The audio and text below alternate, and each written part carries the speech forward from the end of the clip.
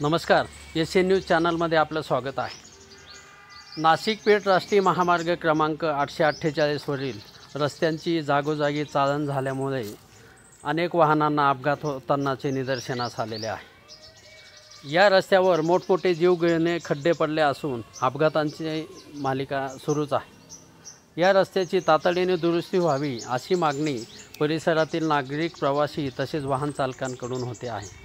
या संदर्भातले वृत्त असे।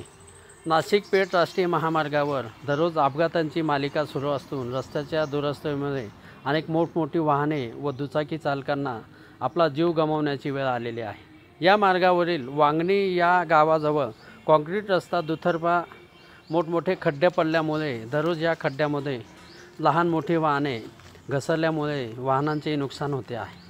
मात्र अपघातांच्या या मालिकेमध्ये या महामार्गावर अनेकांना आपला जीवही गमावावा लागलेला आहे।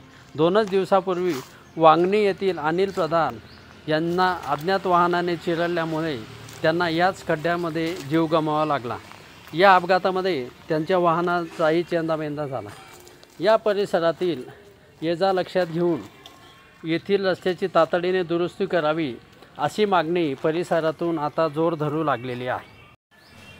नाशिक पेठ या राष्ट्रीय महामार्गावर वारंवार घडणारे अपघात हे रस्त्यांच्या दुरवस्थेमुळे होत असून या संदर्भात तातडीने राष्ट्रीय महामार्ग प्रशासनाने लक्ष देऊन रस्त्यांची दुरुस्ती करावी अशी मागणी आता जोर धरते आहे। काँक्रीट रस्त्यावर पडलेल्या मोठमोठ्या खड्ड्यांची दुरुस्ती वेळेत झाली नसल्यामुळे वाहन चालकांसह प्रवासी वर्गही त्रस्त झालेला आहे। यामुळे अनेकदा या भागामध्ये वाहतुकीची कोंडी होते। शिवाय अनेक वाहनं पंक्चर झाल्यामुळे रस्त्यावर वाहतुकीची कोंडी होताना दिसते आहे। पेठ नाशिक राष्ट्रीय महामार्गावरील सावल घाट व कोटंबी घाटातील खड्ड्यांमुळे वारंवार नादुरुस्त झालेली वाहने रस्त्याच्या दुतर्फा पडलेली आणि सभोवताली खड्ड्यांची चाळण यामुळे दररोज होत असणारा वाहतुकीचा खोळंबा थांबवण्यासाठी संबंधित विभागाने या रस्त्याची दुरुस्ती करावी अशी मागणी जोर धरू लागलेली आहे। SN न्यूजसाठी प्रतिनिधी पेठ।